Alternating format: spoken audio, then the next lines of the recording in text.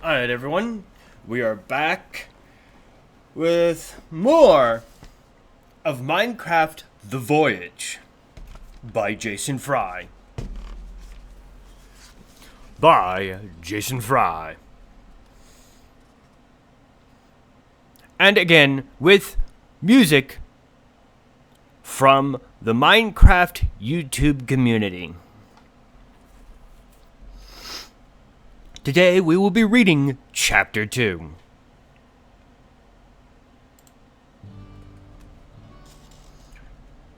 Chapter 2, The Last Regular Day. This particular day began with a sunny morning. Stax woke up late in the upstairs bedroom that had once belonged to his father, the one whose floor-to-ceiling windows were shielded from the morning sun by the bulk of the hill behind the back garden. He rubbed the sleep from his eyes and carefully lifted up Cole, who was sleeping on his chest, and then Emerald, who was sprawled across his knees. Neither cat woke up and sat down gently amid the rippled sheets, though Emerald gave a big yawn and stretched himself into a long, contented, furry bow. Stax looked for Lapis and found the Siamese was already awake, sitting at the foot of Stax's bed and giving herself a bath. "Good morning, kitties," Stax said cheerfully, which earned him a purr from Lapis and a twitch of Cole's tail. Still sleepy, Stax put on his robe and stretched one hand, ruffled his tousled hair. From the upstairs bedroom, a ladder led down to the main floor of the house, while a door opened onto a balcony overlooking the back garden. But he opened the door to the balcony. Stax peered through the windows in case a zombie or spider might be lurking nearby, but he wasn't very worried. It was some time after dawn, late enough for any dangerous night creatures to have burnt up or sought shelter from the sun, and the stonecutter estate was dotted with lanterns set on dark columns, carefully spaced to discourage evil things from approaching the house. There had been a spider lurking above the balcony one morning, one of the big ones that had a cluster of red eyes and was covered in black bristles. That had given Stax a fright and left him out of sorts for the better part of a week. When had that happened? Last summer, Stax thought, though he wasn't entirely sure that it hadn't been the summer before that. This time, there was no spider or any other monstrous thing to disturb the peace of the morning. Just bright sunshine and a warm breeze. Reassured, Stax left the door open and leaned against the balcony railing, looking down into the back garden. Below, he could see the edge of the diorite swimming pool his father had built, half in sunlight and half in the shadow cast by a ceiling of rock and dirt. The water looked cool and inviting as Stax decided to take a dip in the pool, and it would be an excellent way to end what he suspected would be a hot afternoon. Next to the pool, a wooden hatch sat on the edge of a lush green lawn. This was the entrance to the stonecutter's richest mine, with its deep central shaft. Further away, under the oldest birches, near a sparkling blue waterfall, lay the graves of his parents and grandparents.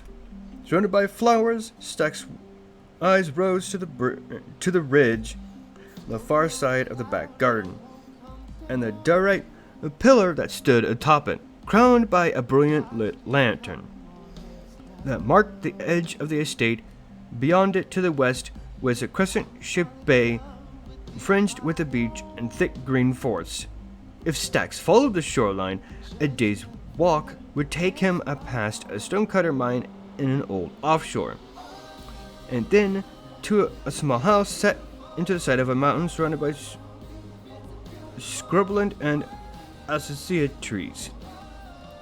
No-frills outpost his father had set up as a base for raising cattle and exploring the tunnels and lava tubes beneath the mountain. furnished with little more than a bed, furnace and chest, and crafting table. Stax hadn't visited since he was a child and wondered if the outpost was still there. But of course it was. Why would anything have changed? No reason to go all that way, though. Right, Lapis? Stax asked, reaching down to pet the Siamese, who was butting her head against his shins. Not when there is so much to do here, starting with getting 3 hungry kitties breakfast. He dressed and climbed down the ladder, emerging in the middle of the house's main floor. Ahead of him, through a wide wall of grass blocks, lay the lawn and fountain, with the line of birches leading down to the sea. To the left was the stonecutter trophy room, with its high ceiling, and next to that, a small, low-ceilinged bedroom overlooking the lawn. Behind him was the door to the back garden, and a combination storeroom and a workroom with chests against one wall and furnaces, crafting tables, and looms against the other, as well as a ladder leading down to the enchanting room, another storeroom, and the pool. To Stax's right, past a cluster of couches and chairs, was another wall of glass framing a door leading out to the south lawn. Stax could just see the roof of the bathhouse tucked snugly against the hill and the sheep pen. As Stax prepared breakfast, Cole, Emerald, and Lapis all made their way down from the upstairs bedroom to twine themselves around his ankles, meowing as if on the verge of starvation. He prepared fish for them, sliced off a chunk of bread for himself, slathered with the honey, and ate it while inspecting the east lawn. Then the south lawn, and then the back garden, all looked as if it should. Which was to say, all looked the same as it had yesterday, and the week and the month before that. Except, kitties, this isn't right, said Stax. He put that half-eaten chunk of bread down on the table in the back. He put the half-eaten chunk of bread down on a table in the back of the hall. In the back hall. Below the frames, holding a stone pickaxe and sword, and climbed up the ladder to the bedroom. Then he made his way out onto the balcony and stared out at the ridge. Birches crowned the top of the ridge, sprouted from the terraced slopes, and left much of the garden in a cold shadow.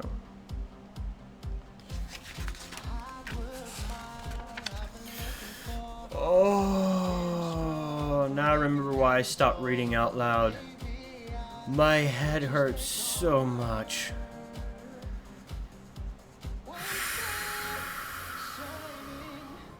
Why does reading out loud hurt my head? Oh, right. Hurts my eyes. Okay, let's get back to the story.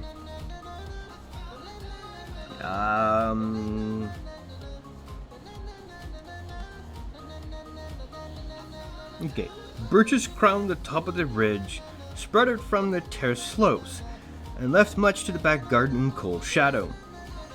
That was what Stax's father had wanted.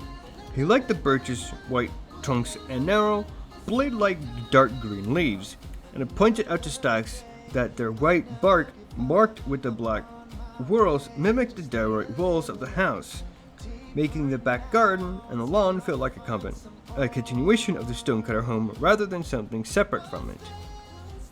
But now Stax saw clearly, as he had glimpsed downstairs, there was a different shade of green peeking out among the birch leaves atop the ridge, and below it, a hint of dark wood. Now how did I miss that?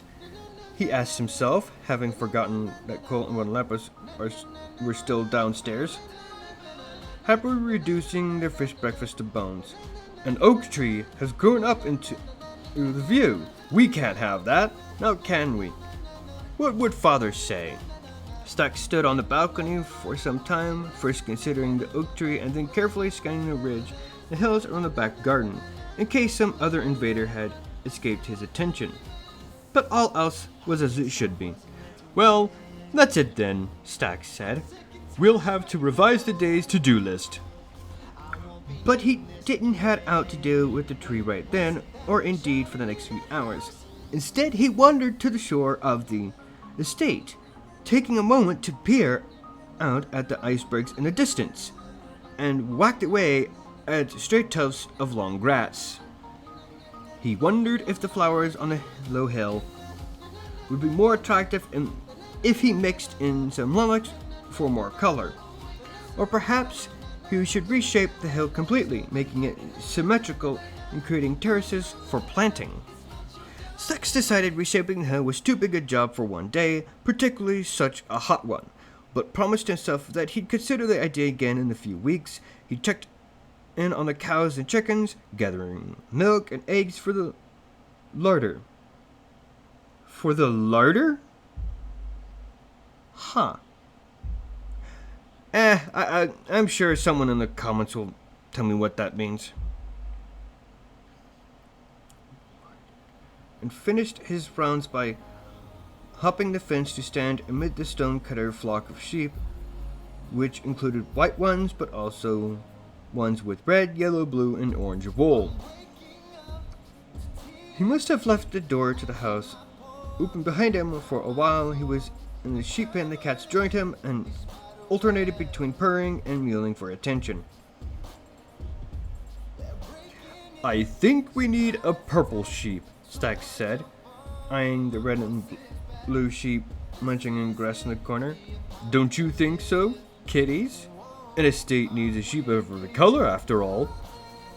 Cole chose that moment to meow, and Stax shook his head. Dye? A white sheep purple? Well, we could do that, I suppose. But more proper to do it the natural way, don't you think? Anyway, I'm not sure if we have any purple dye in the storeroom. The more Stax thought about it, the more he was sure he was correct, that they had no purple dye. He knew he could find the recipe for purple dye in one of his father's books in the enchanting room, down by the pool. That reminded him of a swim, which seemed like a pleasant activity to break up a hot afternoon. The sun was midway down the sky, but it was still uncomfortably humid with no sign of rain. And looking at the sky reminded Stax once again of the oak tree that had grown up where it didn't belong. He vaulted back over the fence, thinking grandmother wouldn't have approved of taking such a shortcut instead of using the gate. This time he made certain to shut the door of the house behind him, though Lapis, as usual, had to take her time deciding whether or not she wanted to come in. It was nice and cool in the storeroom, and Stax's resolve wavered as he mopped up his brow. That oak tree will only be a tiny bit taller now, he told Emerald. He had curled up in the furnace and looked ready for another nap. The gray-striped cat closed his eyes contentedly, yawned, and began licking between his toes. Oh, I suppose you're right, Stax said. Hard work today means leisure tomorrow. Wonder where I heard that. Certainly not from father or grandmother, who would have said that. Hard work today, more hard work tomorrow. That sounds more like them now, doesn't it? The tool chest opened with a wheeze of hinges, revealing its carefully arranged contents, swords and axes, next to shovels and hoes. There were stacks of armor and quivers of arrows, coils of bowstrings. Pairs of shears sat next to compasses, and planks of exotic wood brought back from the Stax's father's expeditions. Stax selected a diamond-bladed axe, testing its edge and quickly pulling back his fingers. He slung the axe over his shoulder, giving Emerald a companionable ear rub, and headed for the back door. He thought about removing a diamond chestplate or at least a helmet from the armor stand in the trophy room, but immediately decided against it. He hadn't sighted a creeper on the ridge in many months. The day was oppressively hot as it was, and surely the axe would be sufficient protection against any unexpected hazard. Though an axe wouldn't be the right tool for the job, now would it? He asked Cole, who was trotting across the lawn next to him, tail held high. Grandmother would have a fit. Thanks. Stax glanced guiltily at the shady place in the garden where the stone-cutter grave stood. But a few minutes later, he had climbed to the top of the ridge, peered up at the sun, which was now nearing the horizon. There was the oak tree ahead, a young tree, only recently grown from a sapling to fight its way through the shade of the birches, stretches limbs to the sun. Wrong place for you, I'm afraid, Stax said apologetically, giving the young oak a little pat and looking to make sure Cole had chosen a safe distance for snoozing. He swung the axe at the oak's trunk, the deep, heavy thwack echoing off the hill and gleaming white and pink walls of the house. A few strokes, and he'd hewn the tree through, allowing him to take aim at its limbs and leaves, until he was standing on the stump, sweating freely now, surrounded by leaf litter and debris. There's a good day's work done, Stax told Cole, whose only answer was to stretch a little further in search of sun. Stax hopped off the oak's stump, cut it down, and began to gather the wood he'd chopped, whistling cheerfully until the place where the oak had stood was clean and neat. Maybe it was his imagination, but Stax thought he could already even see grass growing over the bare patch of the ground. The sun was now touching the distant hills to the west, and its light left the placid surface of the sea dappled with pink and orange. The shadows had crept across the back garden toward the cheerful lights of the house. I guess we'll make it an evening swim then, said Stax, holstering his axe. Before his swim, he fed the cats, added the oak to the house's supply of timber, and returned the diamond axe to its proper place in the storeroom. He thought about taking one of his father's swords with him out to the pool, but decided against it.